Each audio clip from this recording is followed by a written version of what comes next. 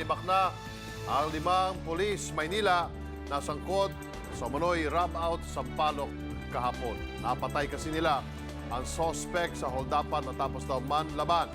Pero sa CCTV makikitang tinuluyan nila ito kahit tila sumusuko na. Nasa gitna ng aksyon si Jen Calimon. Dumulog sa lokal na pamahalaan ng Maynila ang pamilya ng tricycle driver na si Robin Villarosa na binaril at napatay ng mga pulis sa Sampaloc, Maynila kagabi. Sangkot daw sa holdapan si Villarosa pero hindi pa rin daw makatarungan ng pagpatay dito. Napakawalang yan po nila. Sana maramdaman niyo rin po yung naramdaman namin. Sana maranasan niyo rin po yung mga nararanasan namin. Kuhang-kuha sa CCTV sa Barangay 586 ang pag-aabang ni Villarosa sakay ng tricycle. Maya-maya pa, dumating na ang kasamahan nito na hinahabol ng mga pulis. Mabilis na tumakas ang dalawa, pero na-corner sila. Ang isang sospek, bumaba at tumakbo. Halos nakasalubong pa niyang isang pulis pero hindi man lang siya pinansin.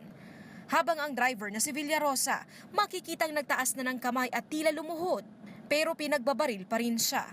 Maya-maya, dumating ang nakasibilyang lalaking ito at tila may inilagay na bagay sa bangkay ni Villarosa. Sa isa pang kuha ng CCTV, makikitang tumakbo ang kasamahan ni Villarosa kung saan naroon ang sasakyan ng mga pulis. Kaya malakas ang kutob ng pamilya ng binaril na tricycle driver na free map ang nangyari.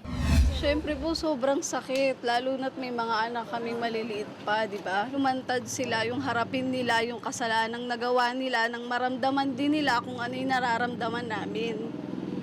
Ustisya lang. Hindi naman ikinatuwa ng LGU ang umano'y rob out na kinasangkutan ng kanilang mga pulis. Hindi maganda yan. Dapat wag sumusurrender na.